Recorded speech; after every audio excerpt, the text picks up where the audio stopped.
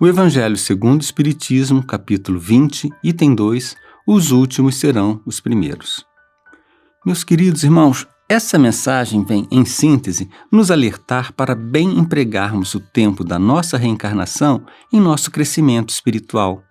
Muitas vezes nos preocupamos demasiadamente com o nosso bem-estar material, impulsionados que somos por nossa sociedade consumista, que nos leva a acreditar que tão mais felizes ou tão mais realizados seremos quanto mais bem tivermos acumulado, ou quanto maior for o número de seguidores que tivermos nas redes sociais.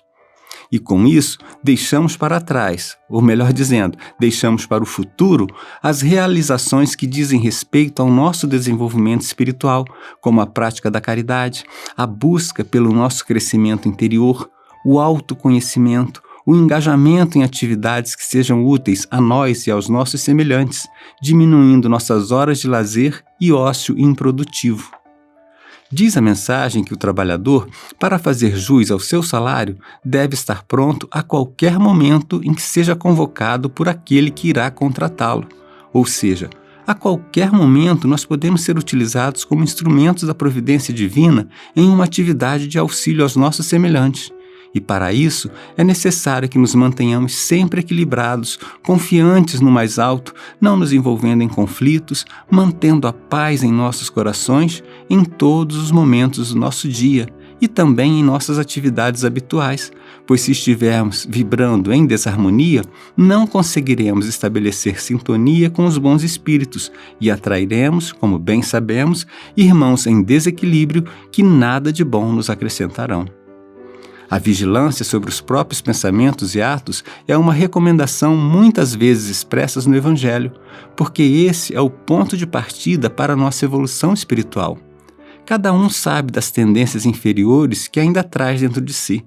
Cada um sabe os seus pontos fracos, e por isso é necessário que combatamos qualquer pensamento ou evitemos qualquer situação que possa fazer com que venhamos a perder o controle e nos comprometer, incidindo exatamente naqueles erros que sabemos que devemos evitar.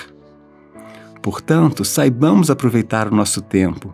Busquemos o nosso progresso material, sim, porque vivemos em um mundo material e temos direito de usufruir as comodidades que obtemos pelo nosso trabalho honesto.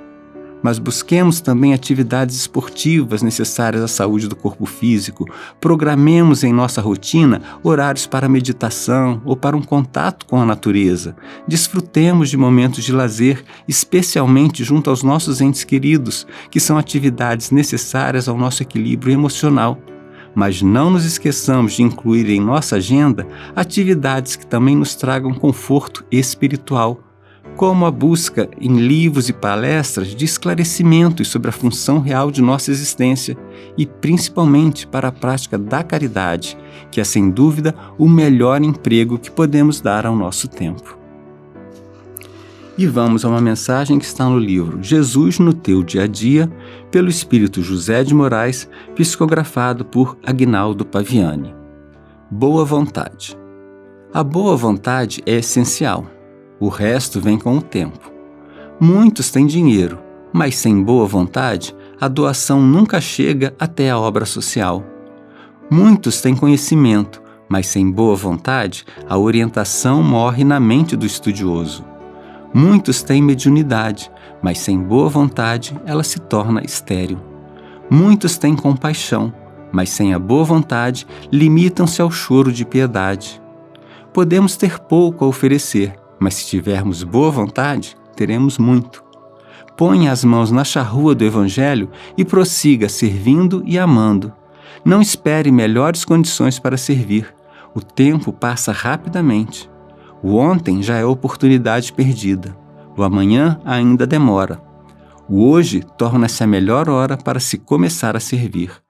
Tenha boa vontade e procure ser útil. Deus lhe dará o restante. E elevemos em seguida nossos pensamentos numa prece.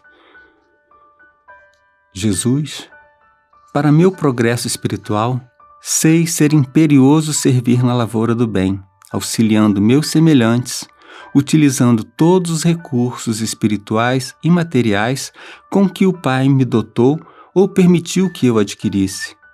As mais das vezes, no entanto, me esqueço que a caridade deve ser espontânea e somente me dedico a ela em horas e dias marcados, seja no centro, seja na obra assistencial, perdendo por desatenção inúmeras oportunidades diárias de ser instrumento da providência divina junto aos meus irmãos.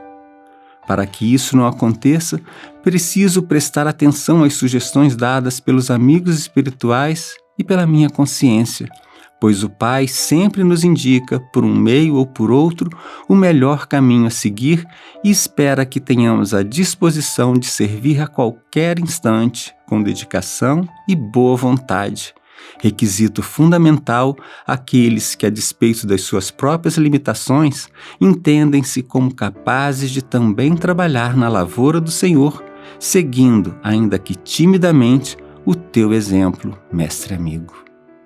E que assim seja.